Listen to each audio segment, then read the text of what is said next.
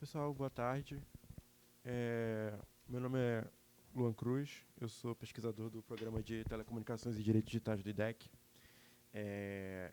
A nossa mesa inicialmente chamava Tutelas Individuais e Coletivas, as limitações e possibilidades da proteção de dados pessoais.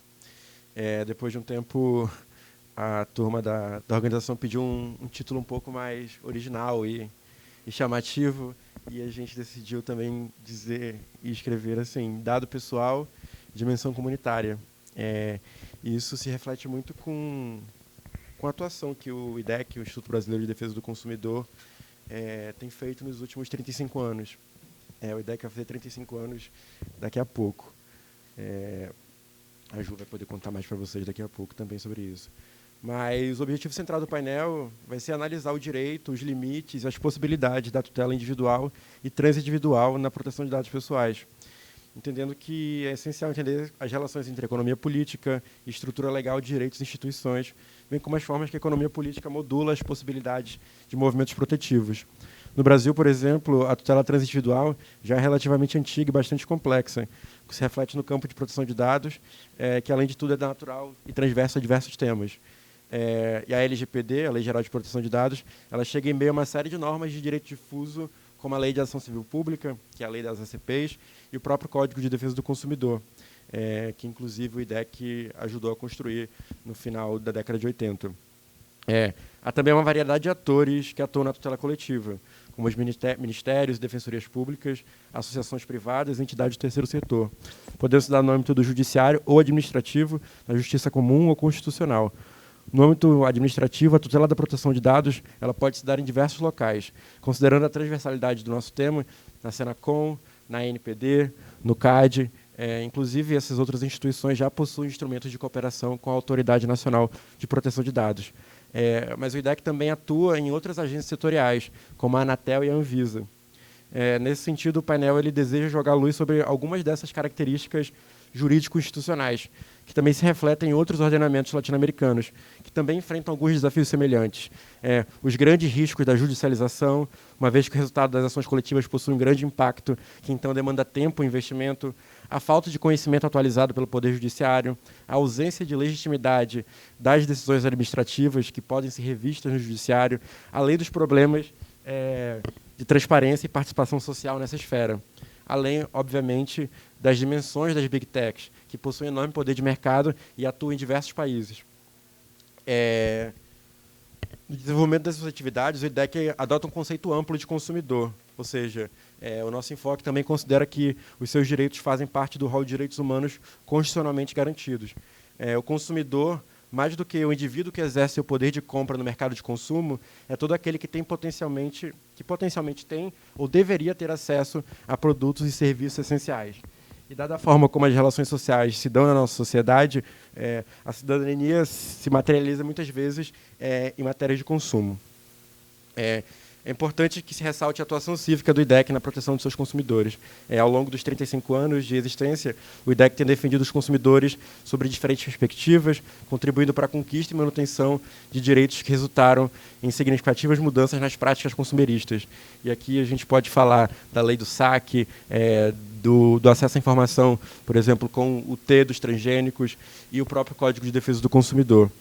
Perante o Poder Judiciário, o IDEC vem atuando como autor legitimado de ações civis públicas, reconhecidamente de âmbito nacional e como amigo da Corte em diversos temas de defesa do consumidor de abrangência nacional e internacional, sobrelevando suas especiais contribuições diante do STJ e do STF. Nacionalmente, o IDEC já propôs mais de 300 ACPs nos mais diversos temas ligados aos direitos dos consumidores. Obrigado.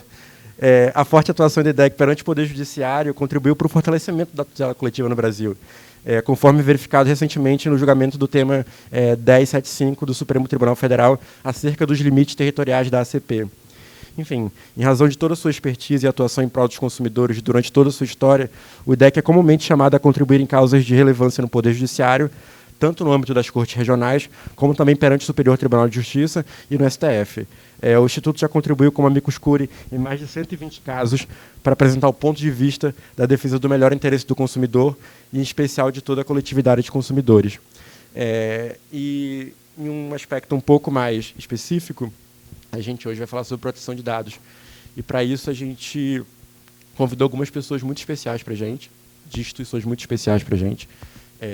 A Juliana Oms, que é advogada do Programa de Telecomunicações e Direitos Digitais, que vai falar um pouco da atuação do nosso programa em temas de tutela coletiva e proteção de dados.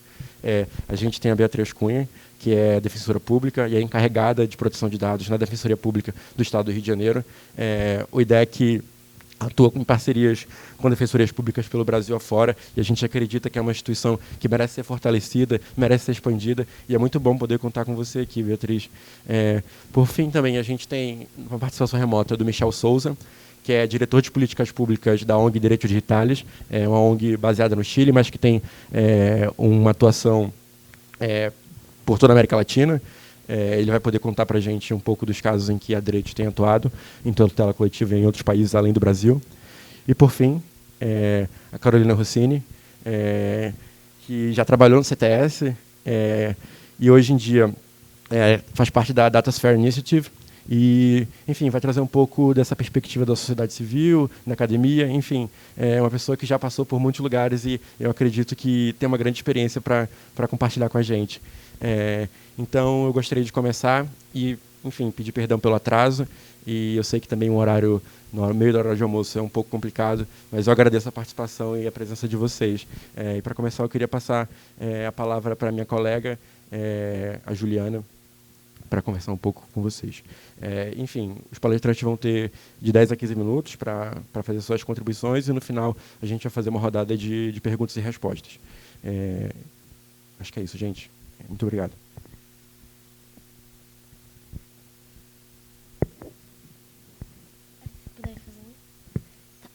Bom dia, gente. Boa tarde, quer dizer, né? Queria agradecer a organização e muito obrigada também pela presença de vocês aqui.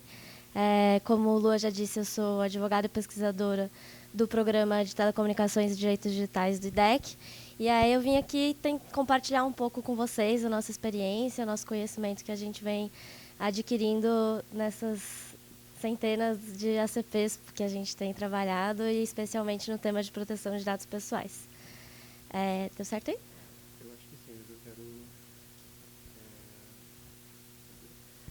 mostrar ela toda. Não lembro. Dá para expandir? Acho que fecha aqui, tem a setinha. Já ajuda. Acho que tá bom assim. Tá bom, sim? Sim. Tá. Esse aqui. Ops. Bom, eu vou pular um pouco a apresentação do IDEC, porque o Lua já fez, né?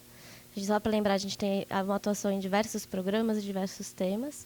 E eu vou passar com vocês aqui, primeiro, uma rápida introdução, pensando a economia política dos dados, capitalismo informacional, diversos nomes, né? Mas, brevemente, só para a gente pensar qual é o impacto que isso tem sobre a proteção de dados pessoais, sobre a tutela, né? Depois, falar um pouco sobre a tutela dos interesses transindividuais no Brasil e como ela se relaciona com a proteção de dados pessoais. E, para trazer isso de forma mais concreta, trouxe 2 casos onde a gente atuou, e onde a gente pode ver esses desafios, vantagens, enfim, limites.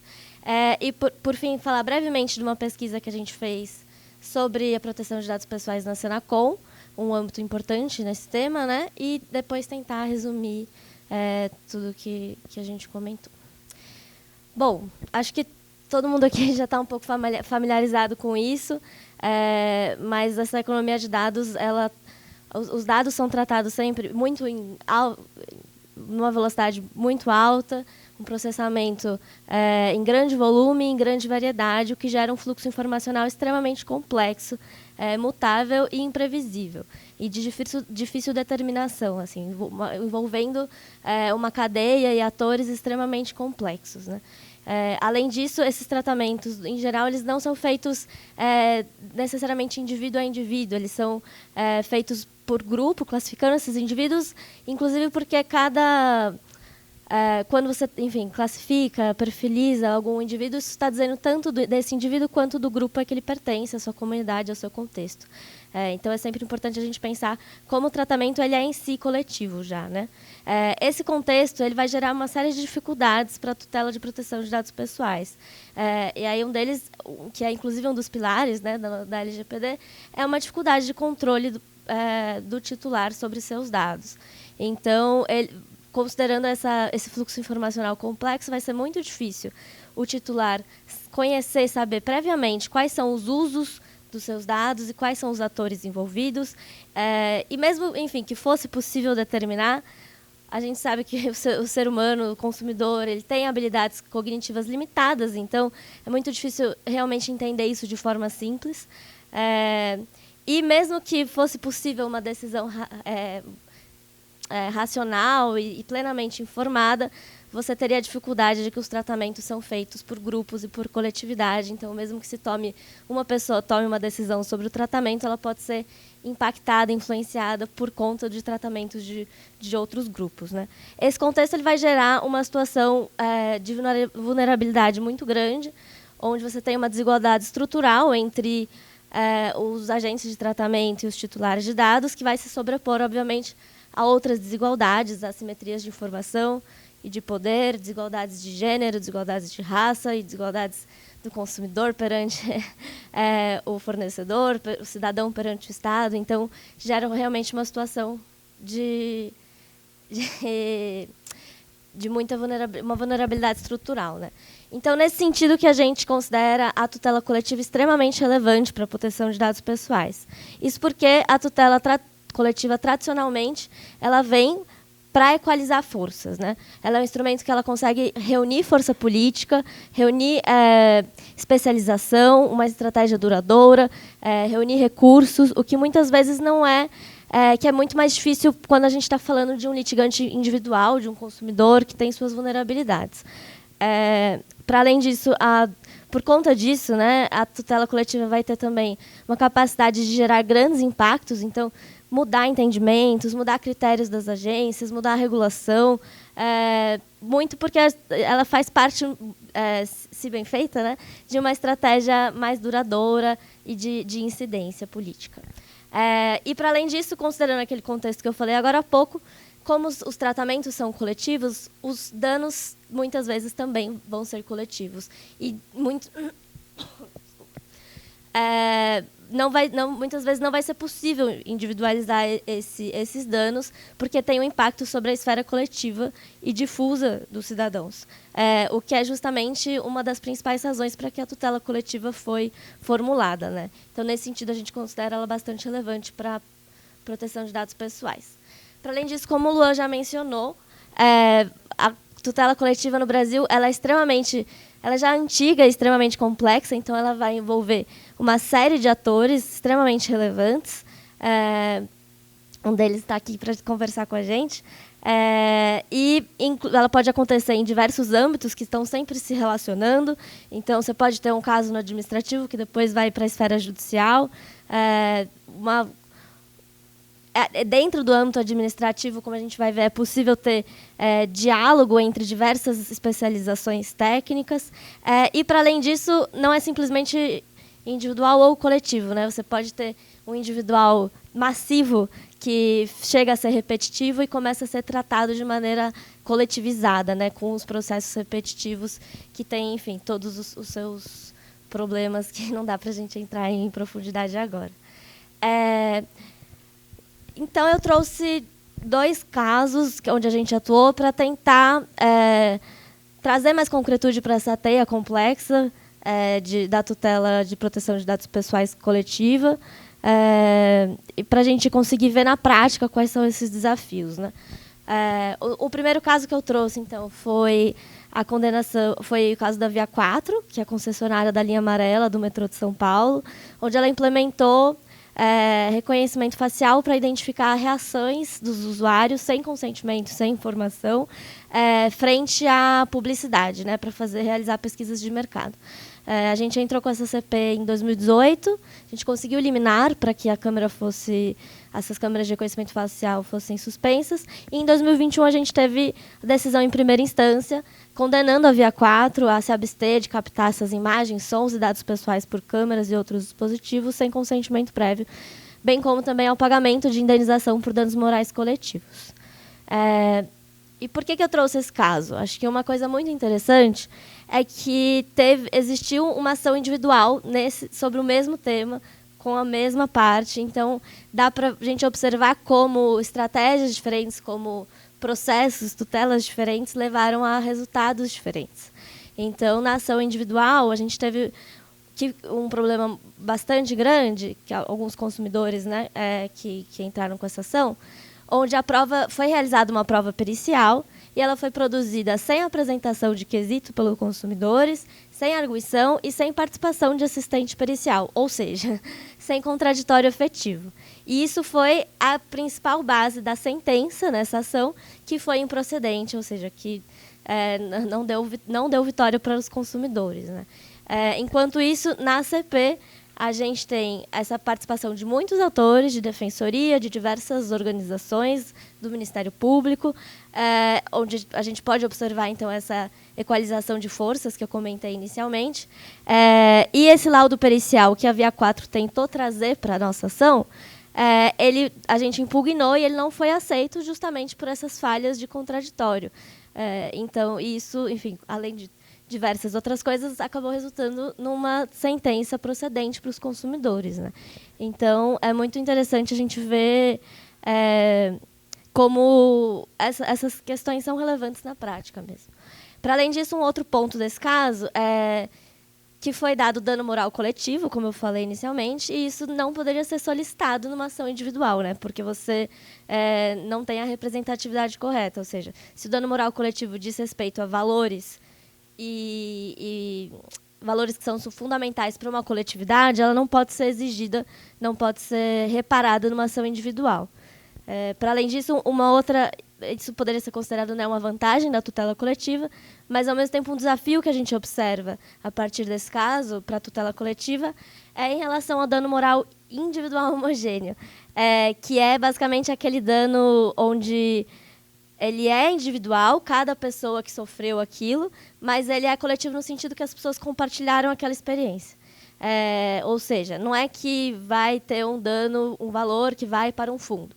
Cada consumidor que passou por aquela câmara poderia exigir a sua reparação. Esse pedido foi improcedente. Ele é um grande desafio da tutela coletiva, porque você tem sempre a questão de como determinar quem sofreu aquele dano, como é que isso vai ser solicitado depois em fase de execução. Então, acho que a CPVA 4 ela é bastante ilustrativa de vários desafios e vantagens da tutela coletiva. Por fim, eu trouxe um segundo caso que eu trouxe, é o da política de privacidade do WhatsApp, da alteração em 2021, e do compartilhamento de dados com o Facebook. Bom, só um breve resumo antes de a gente falar dos pontos interessantes, né? A gente considerou que essa política alterada em 2021 consolidou e expandiu a integração de dados pessoais com as empresas do Grupo Meta, né? Especialmente pela inclusão de novos serviços, e envolvia muitos problemas de transparência e de falta de controle dos usuários, né, em meio a um aplicativo que é extremamente dominante. Por que eu trouxe esse caso? Eu acho que ele é extremamente interessante porque ele é muito transdisciplinar, então ele envolveu diversas autoridades e instituições diferentes, que é uma coisa que você não conseguiria fazer numa tutela individual, muito provavelmente, né? Seria muito mais difícil. Então, a gente inicialmente entrou com uma manifestação onde a gente pediu a articulação entre a Autoridade Nacional de Proteção de Dados Pessoais, a Senacom, a Secretaria Nacional do Consumidor, e o Ministério Público Federal que atua junto ao CAD, né, Autoridade de Concorrência. Isso porque a gente percebe que todas essas questões jurídicas, todos esses problemas passam por todas essas autoridades. Então, que um diálogo entre essas distintas especialidades seria extremamente positivo. Só para lembrar que hoje à tarde a gente vai falar especificamente sobre esse caso e sobre essa articulação num painel mais tarde. Então, aqui é um pouquinho mais por cima. Então, acho que uma das vantagens que a gente consegue observar é isso, essa possibilidade de articulação técnica, que num processo judicial individual seria muito mais difícil. Mas, como desafio, como barreira, a gente experienciou, nesse caso especificamente, uma dificuldade grande de transparência e participação. Primeiro, porque a gente não foi aceito como terceiro interessado no procedimento da NPD, e também porque os documentos ficaram... Toda a investigação ficou em sigilo. Então, a gente não conseguiu acompanhar o caso, a gente não conseguiu fazer novas manifestações técnicas por conta dessa falta de transparência, que, especificamente na tutela administrativa, pode ser considerada um desafio. Bom, por fim, a gente, considerando a relevância da Secretaria Nacional do Consumidor, que trata tanto dos temas de proteção de dados pessoais no âmbito das relações de consumo, como também é responsável, hoje em dia, pela aplicações de sanções do Marco Civil da Internet, a Senacom a gente considera que é uma esfera extremamente importante para a gente analisar como é que se dá a tutela de dados pessoais no Brasil, né? Então, por conta disso, a gente realizou uma pesquisa para entender como é que a Secretaria estava atuando. A gente analisou todos os casos que envolviam o tema. Não vou poder entrar em detalhes aqui, mas eu acho que quem tiver interesse pode dar uma olhada. Mas, basicamente, a gente pôde perceber como a Secretaria tem uma atuação antiga, que vem desde 2010, e como ela tem crescido. Assim, quando chega 2018, com a aprovação da lei, chega a triplicar o número de casos. Assim, e como ela é realmente transversal, abarcando uma série de empresas, uma série de setores, mas, ao mesmo tempo, você consegue observar baixas citações à LGPD por conta de um predomínio de dispositivos do CDC, né, do Código de Defesa do Consumidor, que acho que numa tentativa, num esforço de reforçar a competência da Secretaria, né. Bom, como está meu tempo? Tentando resumir um pouco tudo que eu falei, que eu acho que os juridiquês pode, às vezes, ficar um pouquinho complicado. Tentando pensar aqui quais são as possibilidades e limites da tutela coletiva e da tutela individual na proteção de dados pessoais, só retomando. Com a tutela coletiva, a gente consegue esse equilíbrio de forças, reunindo diversos litigantes, especialidades, recursos, expertise, estratégia, que pode, muitas vezes, promover mudanças mais estruturais, além dela conseguir, e isso é extremamente relevante para a proteção de dados pessoais, que é um direito fundamental, né, abarcar danos coletivos e difusos, o que a tutela individual não consegue. Para além disso, a vantagem de que na tutela administrativa você consegue ter mais facilmente essa interlocução entre distintas especialidades técnicas num tema que é extremamente técnico, né? Ao mesmo tempo, como limite da tutela coletiva, a gente tem que como ela tem esse alto impacto, o risco também é grande, então é muito complicado você fazer uma ação. Não é para você fazer uma ação civil pública de qualquer jeito. Você tem que realmente pensar muito na estratégia daquilo, porque você vai estar impactando, enfim, uma coletividade de pessoas, né? Ou uma outra dificuldade é que o tempo de uma ação civil pública é bastante extenso, então, se você não consegue na liminar aquela proteção, aqueles titulares de direito vão ficar desprotegidos. Outra dificuldade é em relação à execução da reparação, né, a que a gente chama da fase da liquidação, para danos que são tidos como individuais, mas tratados em coletivo. E no administrativo, a dificuldade é em relação à falta de transparência, que a gente muitas vezes enfrenta, e sempre a possibilidade de revisão pelo judiciário, né. Na tutela individual, acho que a gente pode colocar como possibilidades que você pode ter uma narrativa mais pessoal. Então, a gente já observou, principalmente casos estrangeiros, onde uma pessoa pergunta quais dados que a tal empresa tem sobre ela e expõe, consegue, enfim, fazer uma narrativa que é mais pessoal sobre isso. Ela costuma durar menos tempo, né, porque é menos complexa, e a individualização do dano é mais fácil, né? Então, para determinados tipos de problema, ela é mais cabível. Como limite, essa questão de não envolver todos os danos da economia de dados e de você ter uma vulnerabilidade extremamente exacerbada, onde o titular de dados está como uma pessoa vulnerável em frente ao agente de tratamentos, dada a assimetria informacional e de poder que existe nessa relação. Então, acho que era um pouco isso. Eu queria trazer as nossas experiências e a partir disso, o que a gente vem pensando de quais são essas possibilidades, vantagens limites e dificuldades da tutela na proteção de dados pessoais.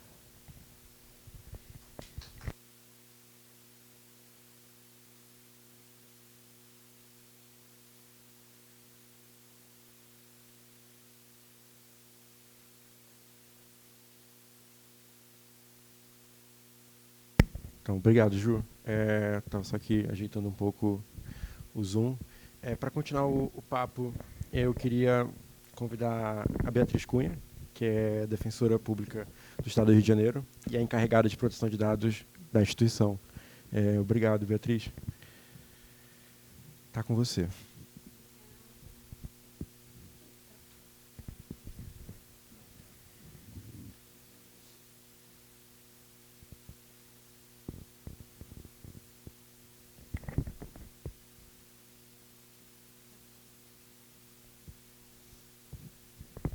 Boa tarde, acho que já é boa tarde a todas e todos.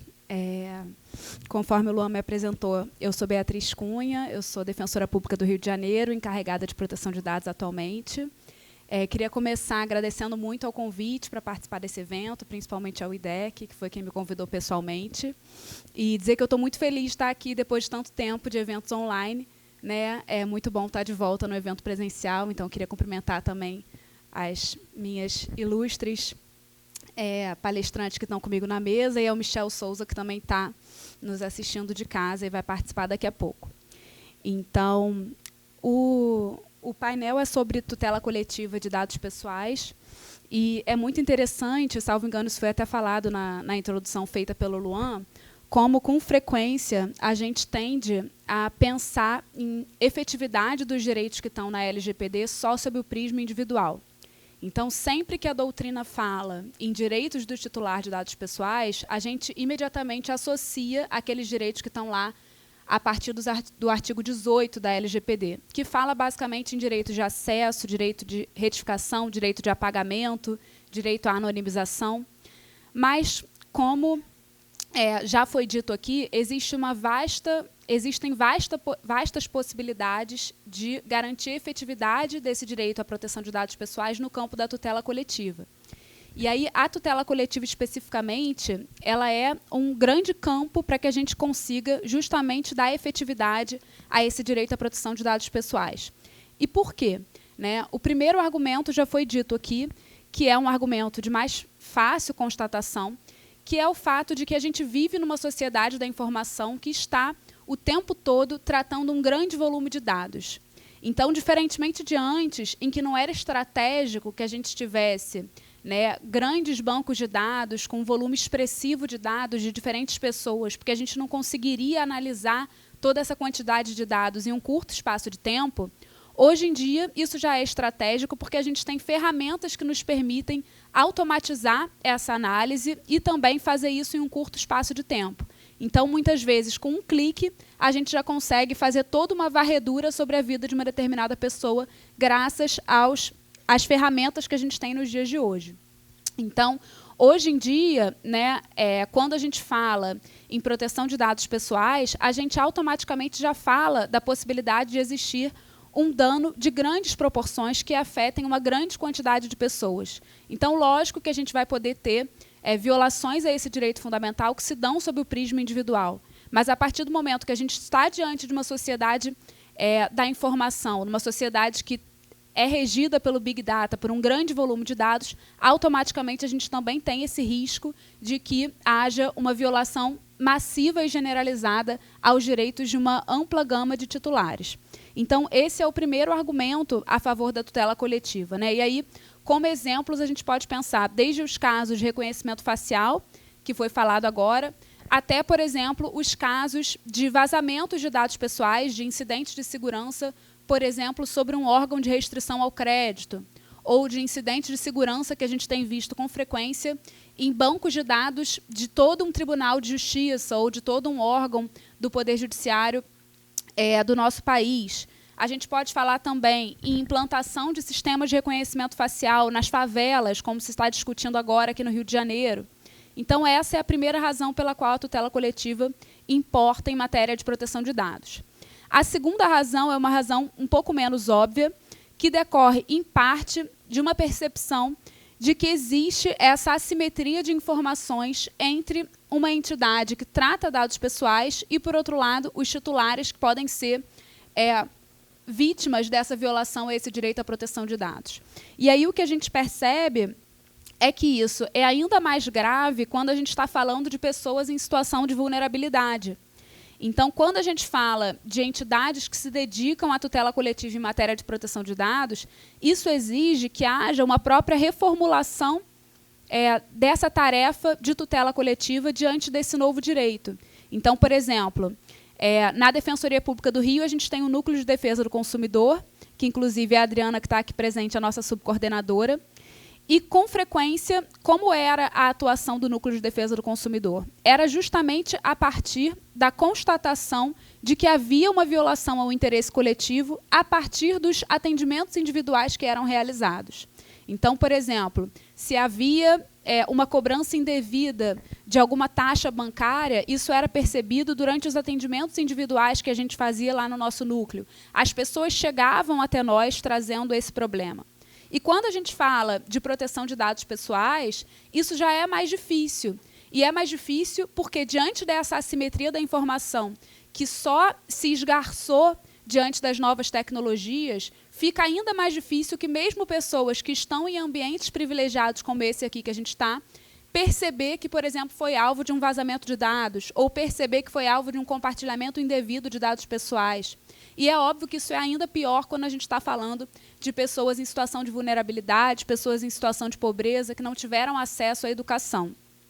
Então, isso faz com que a gente tenha que reformular a nossa atuação em matéria de tutela coletiva para ter uma proatividade ainda maior, para pensar fora da caixa, para adotar procedimentos de investigação para que, efetivamente, a nossa atuação seja efetiva e não que a gente adote uma postura passiva, né, esperando constatar ali lesões a interesses individuais, esperando constatar eventual violação ao interesse coletivo a partir dos nossos atendimentos individuais.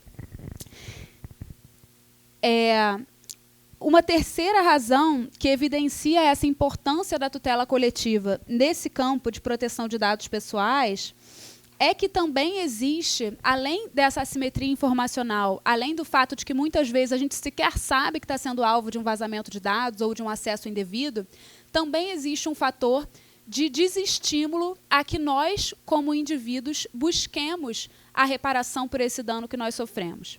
Então, muito embora, diante dessa sociedade da informação, do Big Data, violações à proteção de dados possam ser generalizadas e possam gerar um dano expressivo, quando a gente vai analisar sob o prisma individual, muitas vezes é desinteressante que uma pessoa individualmente proponha uma ação ou tente reclamar, sob o ponto de vista extrajudicial, eventual violação a esse direito.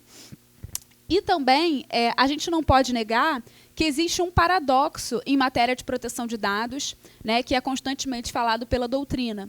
Então, com frequência, a gente está nesses espaços falando sobre proteção de dados, falando da importância desse novo direito, que eu acho que é inconteste, todos nós reconhecemos, mas, ao mesmo tempo, a gente está aqui no celular abrindo mão desse direito, né, à custa de muito pouco.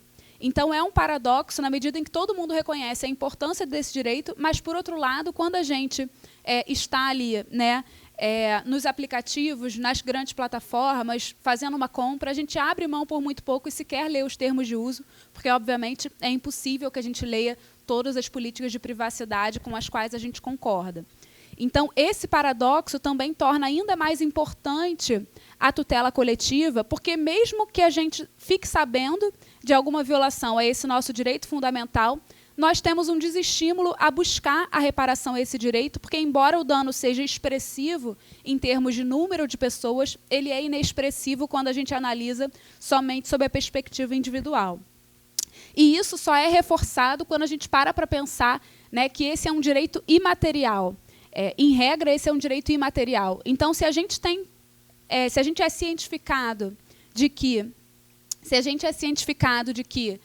fomos alvo de uma eventual violação a esse direito, muitas vezes, o fato da gente não conseguir identificar desde logo, de forma concreta, qual é o prejuízo que a gente teve, faz com que haja um desestímulo para que a gente busque a reparação por aquela lesão sofrida. Então, diante disso, é importante a gente pensar em como que, diante desses desafios, a gente pode pensar em dar efetividade a esse direito fundamental à proteção de dados pessoais sob o prisma coletivo. Então, sob a minha ótica, um primeiro grande campo de atuação, uma primeira ferramenta que a gente tem à disposição é assegurar educação em direitos digitais e educação em matéria de proteção de dados pessoais para a nossa sociedade em geral.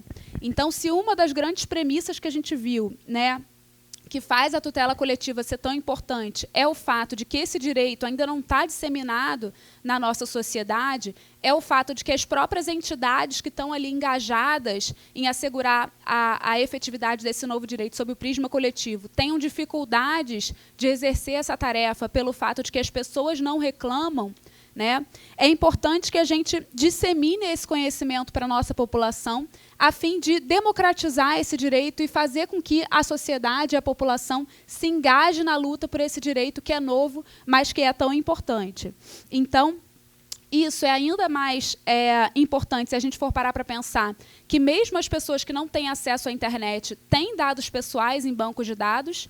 Pensemos, por exemplo, no exemplo do CAD único, né, do Cadastro Único do Governo Federal. Muitas vezes são pessoas que não têm acesso à internet, mas que, por outro lado, têm seus dados ali em bancos que estão nos sites do Governo Federal, nos sistemas do Governo Federal e, portanto, estão sujeitas a essa violação à proteção de dados.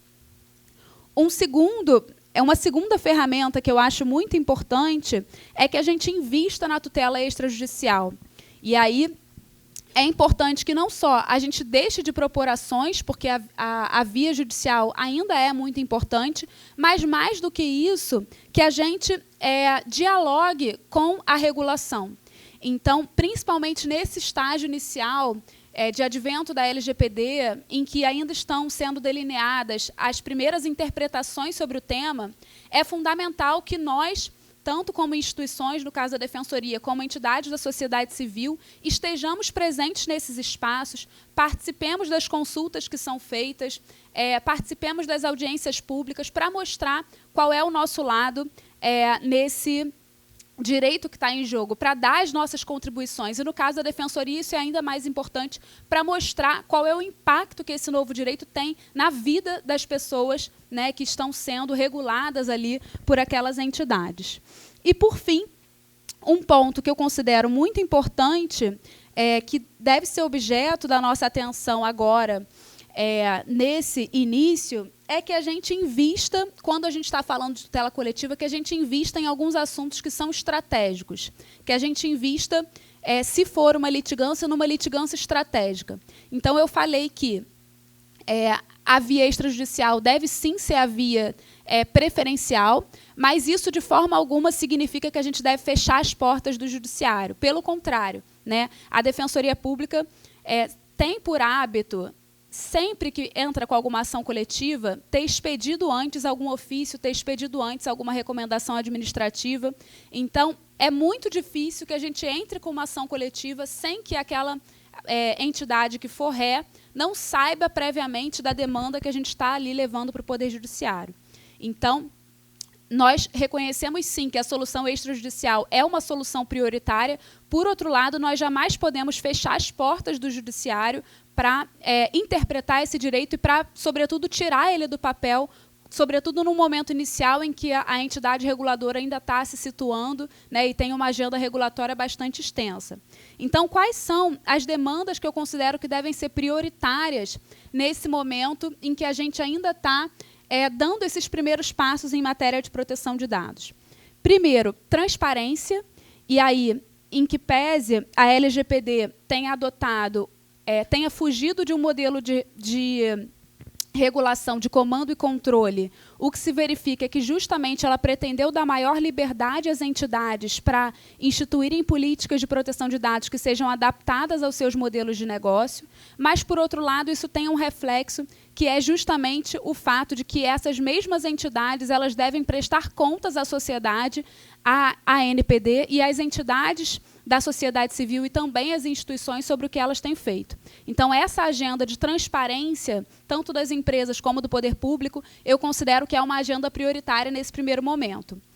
Um segundo tema que eu considero extremamente estratégico é a relação entre proteção de dados e democracia, né? E aí, logicamente, isso tem uma primeira vertente que é ligada a essa própria transparência, né? E aí a gente viu como que, num primeiro momento, a LGPD foi usada para colocar quase que uma cortina de fumaça sobre a entidade do poder público, né, confundindo a LGPD com o sigilo, mas também tem a ver com o próprio debate público em que a gente quer ver na nossa sociedade, que é uma sociedade democrática. Então, é importante a gente falar sobre desinformação, sobre regulação, né, de fake news ou notícias falsas, notícias fraudulentas, para que a gente tenha um debate público que seja que assegure rigidez à nossa democracia.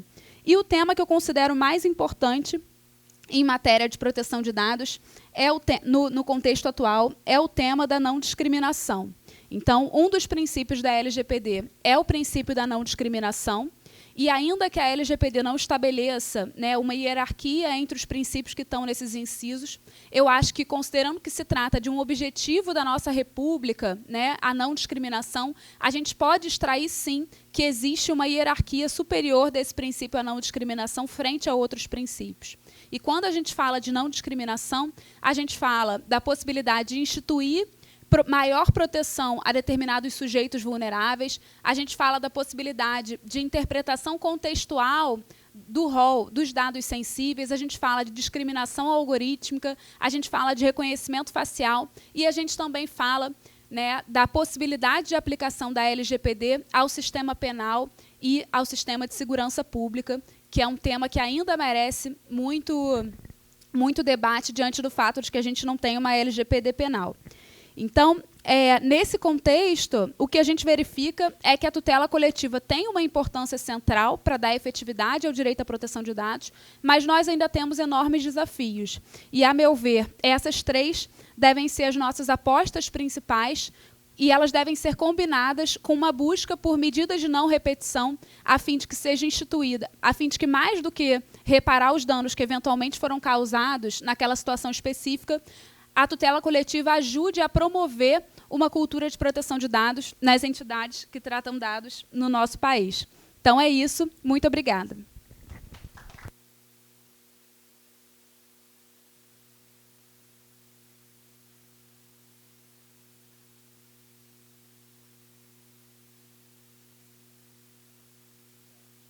Vou passar a palavra para o Michel. Michel, como a gente começou atrasado e a gente está com fome, eu vou pedir para você se focar em fazer sua apresentação em 10 minutos, por favor. O Michel, para quem não sabe, além de ser diretor de políticas públicas da Direitos Digitais, o Michel atuou nos casos de reconhecimento facial no IDEC, quando ele era advogado da nossa equipe. E agora ele também atua em outros casos. Então, é muito interessante ter ele como painelista, porque ele consegue também ter essa perspectiva não só dos casos brasileiros, mas também de outros casos que ele vai apresentar aqui para vocês hoje. Está com você, Michel.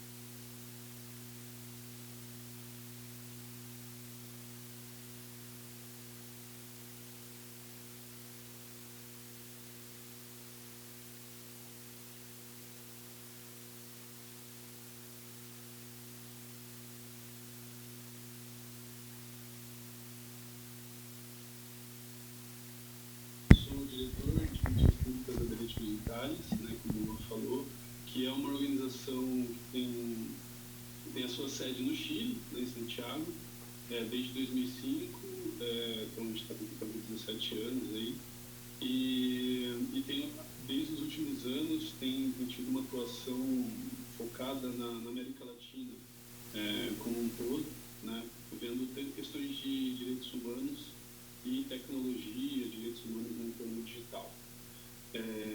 Como o Lô falou, eu também, né, sou advogado, eu atuei no IDEC durante um tempo, atuei nessas ações de reconhecimento facial, na ação da Via 4 que entrou, e também na ação de reconhecimento facial, essa última de reconhecimento facial, né? Então eu também tenho essa perspectiva da sociedade civil litigante, digamos assim, e também tenho uma perspectiva de estudioso do processo civil, né? Uma análise de como a tutela coletiva se dá e quais as formas de participação na tutela coletiva e todos os problemas ligados a isso, né? Sempre numa perspectiva de acesso à justiça e como os grandes litigantes se movem e têm, digamos, facilidades no judiciário, digamos assim. Então, essa é um pouco da perspectiva que eu queria trazer para vocês aqui e de falar de alguns temas que eu tenho visto nos últimos tempos, né? Acho que a primeira questão é que o painel é muito interessante, e acho que as falas tanto da Juliana quanto da Beatriz e do Luan também, que me antecederam, né, deixam muito mais fácil para a gente falar sobre alguns temas. Eu acho que primeiro essas formas de tutela, né? Essas formas de tutela. A primeira tutela, que a gente tem uma tutela administrativa de proteção de dados, né? Então a gente olha tanto para as autoridades de proteção de dados, né? A autoridade brasileira de proteção de dados, outras autoridades latino-americanas, mas a gente também tem outras autoridades, digamos assim, que podem e falam sobre o tema, né? Então, autoridades de consumo, né, como foi falado sobre a Senacom, autoridades de concorrência, enfim. E o que a gente vê na América Latina são diferentes envergaduras, diferentes musculaturas dessas autoridades, né? E o caso que a Juliana citou, do caso da mudança de política do WhatsApp, ele é um caso emblemático nesse sentido, né? Recentemente, junto com a Maria Paz Canales, que também é da Direitos Digitais, a gente escreveu um texto que vai ser publicado agora em setembro na Gerur International. O texto chama WhatsApp Latin America, né? No sentido de o que está acontecendo na América Latina. E a gente estuda essa diferença de atuação em 3 países, das autoridades de dados, das autoridades de consumidor e concorrência, nesse caso específico, né? Analisando como que foram as decisões, como foi o diálogo institucional, mas também vendo como o judiciário se coloca nesse jogo também, né? Em algumas formas, né? Como que isso se dá, né? Então, algumas dificuldades também, por exemplo, de não existir autoridade de proteção de dados, né? É o caso do Chile, dificuldades de musculatura na Argentina, tem dificuldades com relação à autoridade de proteção de dados e como as autoridades de concorrência e de consumidor vieram a suprir essa dificuldade, né? Então a gente vê que essa tutela, esse interesse público da proteção de dados também se dá em outras esferas, né, administrativas. Então, como que a gente vê a dimensão coletiva da tutela administrativa de proteção de dados? E o segundo ponto, mas para a gente pensar também em formas e locais que a gente consegue fazer essa tutela judicial, digamos assim, essa tutela coletiva, é o próprio judiciário, né? Então a gente pensa o judiciário enquanto com alguns instrumentos para atuação. Quando a gente pensa em proteção de dados, a gente logo pensa no habeas data, né, que é um instrumento mais clássico de proteção de dados, né, que tem, enfim, algumas constituições latino-americanas que tem digamos, uma certa tradição latino-americana do habeas data, né? Mas a gente começa a pensar em algumas questões, por exemplo, qual que é a dimensão coletiva do habeas data, né? Se existiria um habeas data coletivo, e quando a gente pensa no Brasil, a gente vê também as limitações do habeas data no cenário brasileiro, mas que pode ser utilizado em outros locais. A gente também precisa pensar como que se dá a questão do litígio constitucional da proteção de dados. A gente tem visto, né, o caso brasileiro, o caso do IBGE, é muito clássico, né, de trazer como um direito fundamental, antes mesmo de estar expresso na Constituição, mas a gente sabe que em outras constituições, o direito à proteção de dados também existe. Então, como a gente entende as cortes constitucionais como um local também de litígio, né, de litígio estratégico com relação, principalmente, às questões trazidas pelo poder público. Mas também a gente precisa pensar em outras formas, né? A Juliana colocou muito bem que a ação civil pública, no caso brasileiro, ela, né, a LGPD traz, né, a ação civil pública como parte desse microsistema de tutela coletiva. E quando a gente olha para a América Latina, a gente também tem outros instrumentos de tutela coletiva que são interessantes, né? O caso do reconhecimento facial na cidade de Buenos Aires, na Argentina, por exemplo, ele se utiliza de um amparo coletivo, né? Que é um instrumento muito interessante, né? Tem uma tradição ali de trazer esse viés coletivo também para um instrumento que seria mais, digamos, mais acotado, que seria mais, teria uma produção de prova menor, que seria muito parecido com o nosso mandado de segurança no Brasil. E a possibilidade de pensar outras formas de atuação. Então, é muito interessante ver que o judiciário e a tutela administrativa também estão se conversando nesse sentido, né? Como que o regulador conversa com o judiciário, como que o regulador conversa com essas diferentes formas de atuação, digamos assim, essas diferentes tutelas. Agora, para resumir, e tendo em vista que meu tempo também está mais curto, eu traria algumas questões aqui para o debate. Primeira, quais são as dificuldades da sociedade civil para a tutela coletiva como um todo, né? A gente sabe que para a tutela coletiva, a gente costuma brincar que é uma bazuca, né? Ela é muito forte, ela pode ter um impacto muito grande, né? Uma mudança estrutural no poder público e também nas empresas.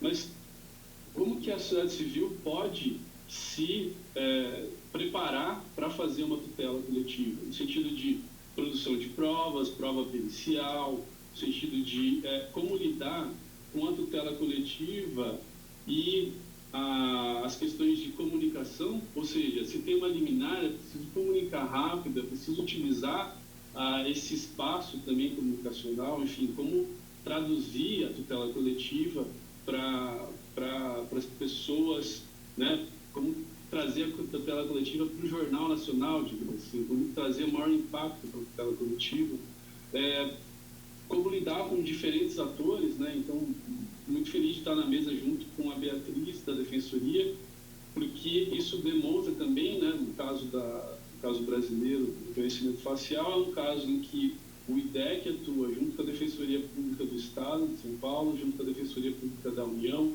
junto com outras organizações, né? Então, como que a gente lida com esses diversos atores e como que a sociedade civil também pode se articular com esses diversos atores, né? E trazer um aspecto muito interessante da fala da Beatriz, que é a dificuldade de trazer do individual para o coletivo. Quando que a gente tem que fazer esse clique de entender que esse caso ele deve ser coletivizado, né? É uma dificuldade muito grande da sociedade civil e também dos outros atores, né? Tipo, quando fazer esse clique, né? Um outro ponto que eu gostaria de trazer nesses últimos minutos que me faltam com relação a dois pontos específicos. Primeiro é a transparência e a participação. Eu digo transparência e participação não só com relação à tutela coletiva, né, a possibilidade, por exemplo, de atuar como amicus curiae, de trazer elementos para o juízo, mas também de como ter transparência e participação na tutela administrativa. Ou seja, a gente precisa ter participação nos órgãos de defesa do consumidor, na Senacom, no Procon, a gente precisa ter participação na própria autoridade de proteção de dados, né, instrumentos de participação que sejam efetivos, e a gente precisa ter transparência também com relação a esses casos, né? Como que a gente vai participar se a gente não sabe quais são os casos? Enfim, se a gente não sabe qual é o número do processo, né? Algumas questões muito básicas e práticas, mas que são necessárias, né? De como dar transparência a esses casos e como possibilitar a participação. O meu último ponto seria trazer algumas questões que são já questões ligadas à tutela coletiva, mas também que são ligadas à tutela de massa, digamos assim. A gente tem visto nos últimos tempos várias formas de tutela de massa, né, de casos repetitivos. Por exemplo, o caso do social scoring decidido pelo STJ foi uma tutela de massa, né, um processo repetitivo. E como que a sociedade civil pode se planejar também para atuar nesses casos, da dificuldade que tem com relação à participação em casos que estão discutindo teses, que não estão discutindo mais casos, né? Então, a gente vai definir uma tese, em tese, ao invés de discutir casos, de trazer questões que são individuais, digamos assim, que tem algum certo sentido de individualidade, e outros problemas que vêm da própria tutela coletiva. E aí, só para encerrar, algumas questões que são muito básicas da tutela coletiva, por exemplo, qual a legitimidade das associações civis para entrar com demandas, né? São questões que são discutidas quando a gente fala de tutela coletiva e de reforma de tutela coletiva, questões com relação à coisa julgada, questões com relação à possibilidade de danos morais coletivos, danos morais individuais, enfim. São uma série de questões que já são discutidas na tutela coletiva e que também deverão ser discutidas por quem atua com relação à proteção de dados e com quem atua nessas diferentes esferas. Então, ficam aqui os questionamentos e eu também fico à disposição para as perguntas e para os próximos painéis. Muito obrigado.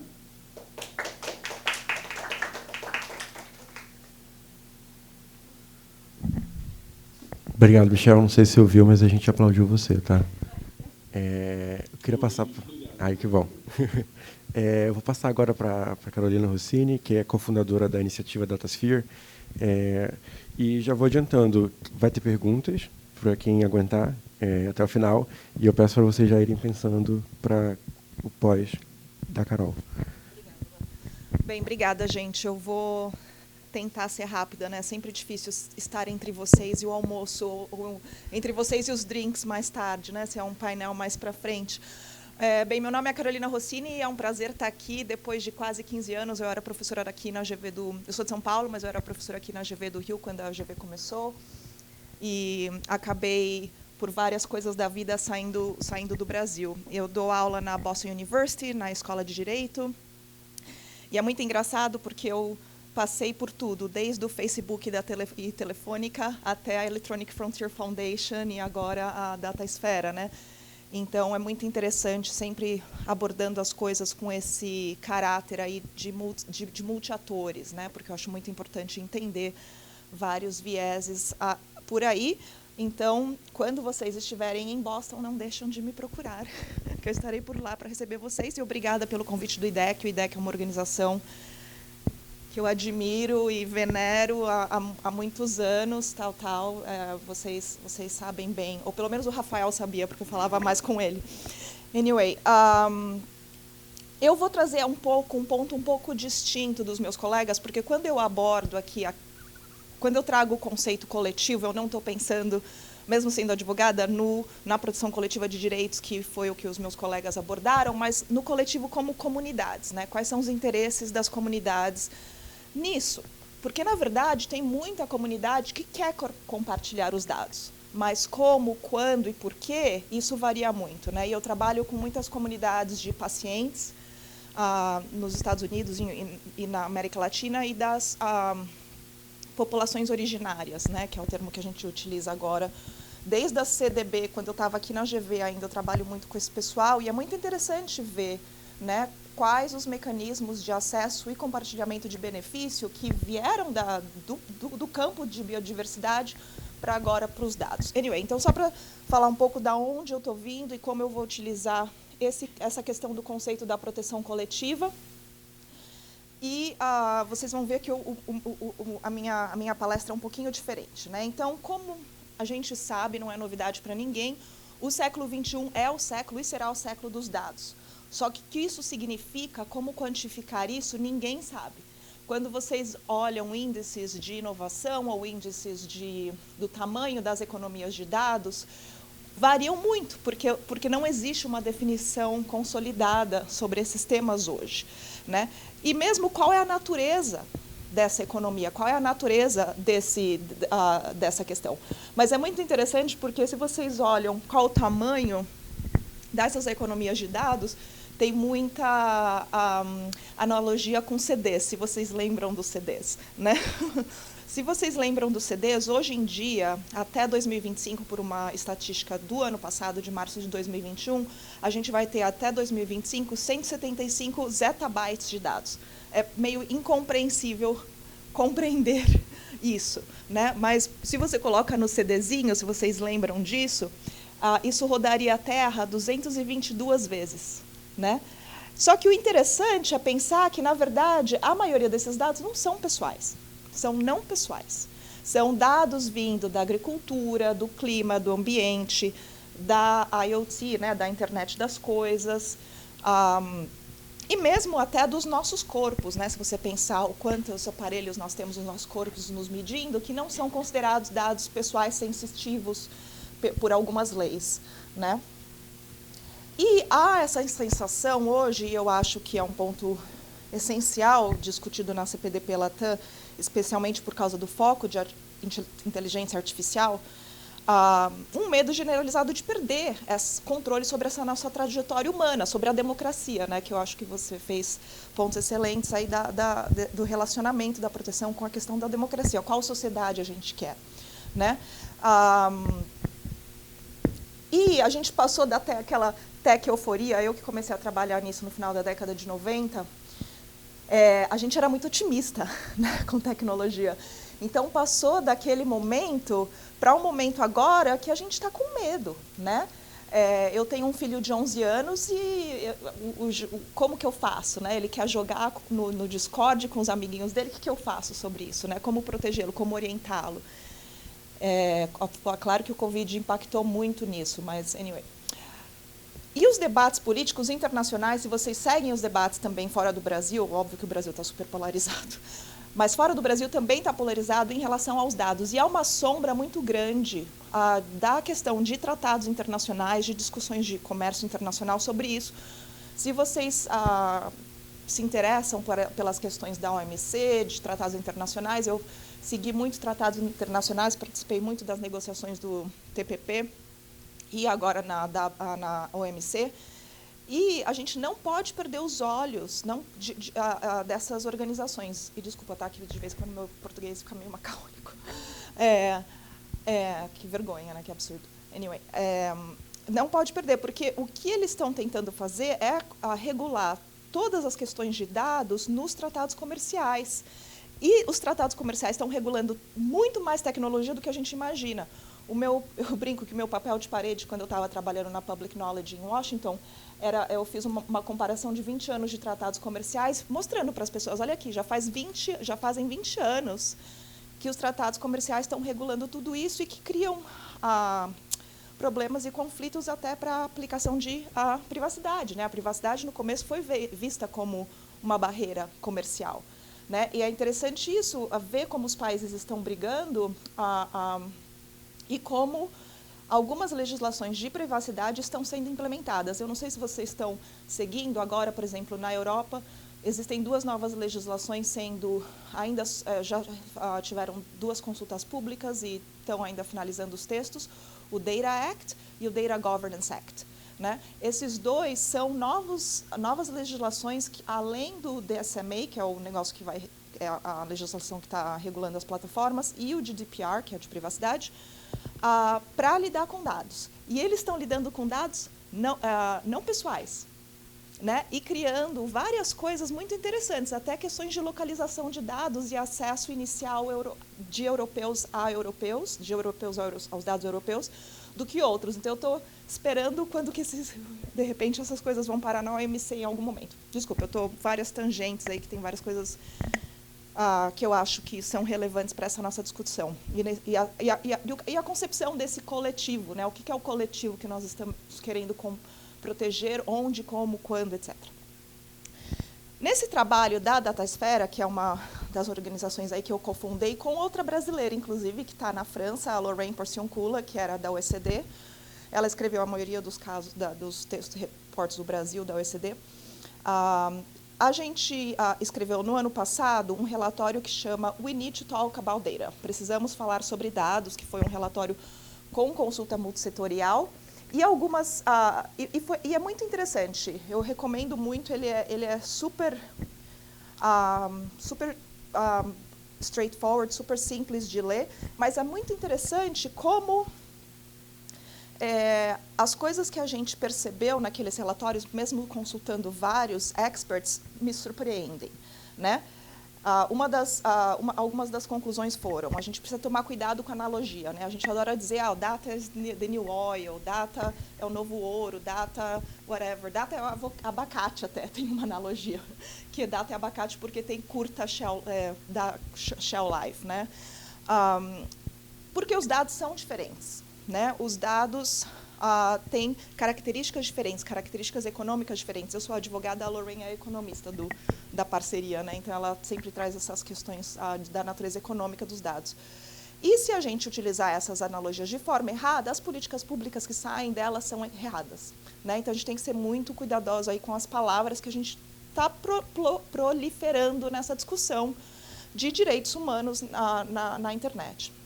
Os dados são multidimensionais. O mundo dos dados é crescente, diversificado e sobreposto com inúmeros atores. Hoje em dia, é até difícil você separar o que é pessoal e não pessoal, né? Se você fala dado de agricultura, é não pessoal do animal. Nem tanto, né? Porque tem o agricultor também. Então, está ficando cada vez mais grease, né? Mais cinza aí essa história. Eles têm propriedades em comuns, como eu estava dizendo, né? Eles são não rivais, se vocês lembram isso da faculdade. São replicados na cadeia de valor inúmeras vezes sem perder o valor, sabe-se lá que valor é esse, mas o valor, né? E o local de armazenamento não interessa mais, né? Mesmo que a gente saiba que as nuvens têm servidores, não interessa mais. Na minha opinião, na nossa opinião no DataSphere, o que interessa é quem coleta, processa, acessa e qual é a finalidade disso tudo, né? Então, de fato, eu recomendo, o relatório está em inglês, mas o sumário executivo está em português. Avançando esse trabalho, a gente percebeu que existe um vácuo aí nessa discussão de dados que tenta trazer esses vários elementos para uma dimensão mais holística, né? Então, quando a gente fala de dados, não é só privacidade, né? Quando a gente fala de dados, não é só plataforma. Quando a gente fala de dados, não é só valor econômico, é tudo isso junto, e como trazer tudo isso junto e entender tudo isso junto de uma forma holística e pensar regulações que são holísticas, né? Porque, por exemplo, hoje em dia na GDPR, na Europa, se vocês estão acompanhando, tem muitos problemas de aplicação da GDPR, porque ela está criando barreiras para várias pesquisas científicas, pesquisas antropológicas, quaisquer pesquisas. E, por exemplo, eu trabalho com muita ONG na Europa, e o pessoal pequenininho, por exemplo, o Youth Infolab, que é uma das ONGs mais importantes na área de desinformação lá em Bruxelas, eles foram processados por causa da GDPR. Então, em vez de ir atrás das grandes empresas, né, eles estão indo atrás de atores pequenos. Então, tem várias coisas aí. Como pensar para que as regulações, de fato, exerçam o papel que elas têm que exercer, né? Purposefully developed, né? Então, a gente tem que pensar um pouco nisso. E como eu sou advogada, né, eu sou muito fascinada por palavras, né? Então, tem até o Gabriel Garcia Marques fala, né, no 100 Anos de Solidão, que o mundo é tão recente, esse mundo que a gente está vendo, essas discussões de dados são tão recentes, que carecem de nomes. E a gente decidiu dar um nome para essa coisa. A gente está chamando de DataSphere, né, que até é o nome da nossa organização que está sendo formada agora. A gente já está trabalhando aí há mais de um ano, mas está sendo incorporada agora na Suíça há esses meses, se tudo der certo. Todo mundo bate aí na madeira para mim, por favor, porque é uma dor de cabeça. Esse conceito, a gente define o Datasfera como um ecossistema que engloba todos os tipos de dados e dinâmicas complexas entre esses dados. O pessoal chama hypergraphs, que eu nunca entendi esse conceito, mas there you go. Dos dados, grupos humanos e normas. E quando a gente pensa em grupos humanos, a gente pensa também em empresas, instituições, etc., etc. Então, se você pensasse em dados e gênero, né? como que pensa, por exemplo, no tópico de dados e gêneros, em dados, grupos humanos e normas, como essas coisas se formam, e aí como a gente vai desenvolver uma política pública de dados e gêneros que lida com tudo isso. Porque se você pensar só nos dados, pode ser que você tenha essas chilling effects, né, essas consequências não entendidas nos grupos humanos e assim por diante.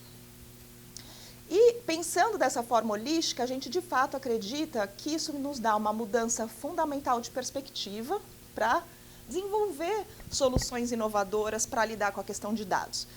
Eu vou pular algumas coisas aqui, mas tem bastante coisa no nosso site, porque uma das coisas inovadoras que a gente está trabalhando agora, e para esse trabalho a gente foi financiado pelo governo da Inglaterra, chama Cross-Border Sandboxes for Data. Isso é uma das coisas que eu queria compartilhar com vocês. Foi até legal, o Thiago, do Rio, ele falou, precisamos fazer sandboxes, e eu estava lá, yes, precisamos. Porque sandboxes, se vocês já escutaram, é um instrumento, é um local, um instrumento, um espaço de experimentação, né? Tanto operacional, inovadora, de tecnologias, como para regulação. Por que não, né? Experimentar uma política pública antes de fato aplicá-la, né? Para ver quais são os chilling effects, quais são as consequências não esperadas, né? Essas sandboxes tá aí para preencher esses silos e essas políticas, essas lacunas que a gente tem nessa compreensão holística de dados. Se vocês já devem ter escutado sobre sandboxes na parte de fintech, né? Em fintech teve muitas sandboxes, mas geralmente elas são dentro de um país. E também agora tem algumas sandboxes que o Google está liderando na parte de privacidade e inteligência artificial lá na Europa, que estão sendo muito criticadas, inclusive. Mas nenhuma dessas experiências foram cross-border, foram entre países, né? Teve uma na ASEAN, que tem um bloco comercial lá na Ásia, no Sudeste Asiático, especificamente, só que aí o Covid bateu e eles pararam as sandboxes cross-border. Então, de fato, essa é a primeira proposta aí concreta. E nesse paper do sandboxes, que você pode achar no nosso site, a gente trabalha alguns campos para experimentar, dados para pesquisa científica, dados de biodiversidade, dados de mobilidade, ou seja, são vários dados que são pessoais, não pessoais, mas que são essenciais para resolver problemas do desenvolvimento sustentável, né, para desenvolver. Se você pensa em climate change, se você pensa em Covid, isso tudo demanda cooperação de dados, né, não proteção individualizada.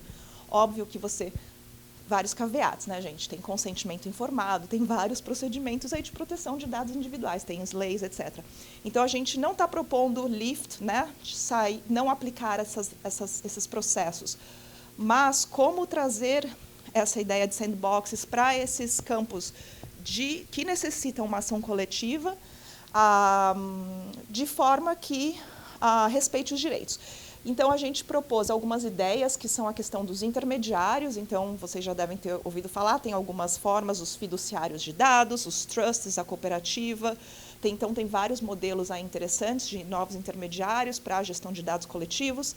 Tem a Privacy Enhancing Technologies. Então, por exemplo, se vocês já ouviram falar de criptografia homomórfica, né?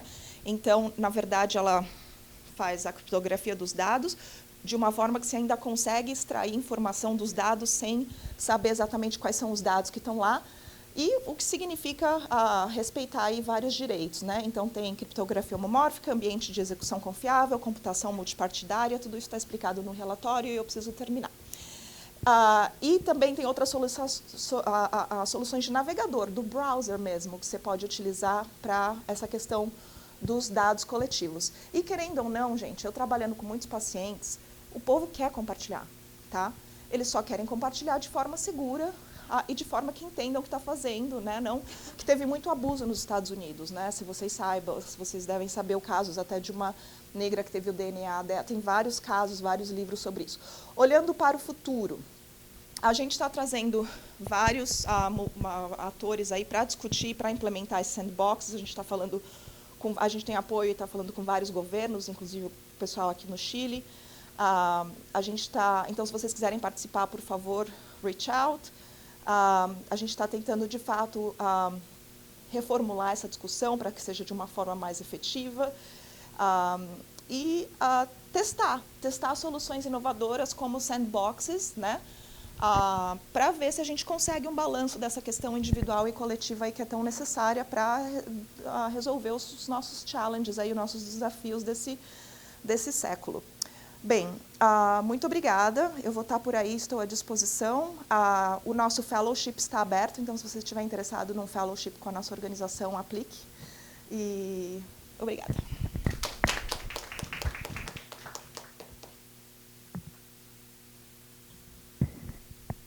Pessoal, muito obrigado, Carol, de verdade. Como a gente está com o tempo estourado, eu sugiro que a gente, e como a próxima sessão começa às 2h30, o almoço, mais uma vez. Se alguém tem uma pergunta, ou, enfim, queira conversar, tem um evento que vai continuar rolando, e a gente pode ir conversando aqui na saída, mas eu queria agradecer a presença de todos vocês, de todas vocês, de todos. E muito obrigado pela discussão. Assim, eu gostei muito e eu acho que a gente tem muito para conversar, e eu espero que esse evento e essa sessão seja apenas um pontapé para futuras relações e futuros contatos. Queria agradecer ao Michel, que está participando remotamente, pela contribuição também. Tchau, tchau. E muito obrigado pela paciência de todo mundo, gente. A gente se vê por aí. Um abraço.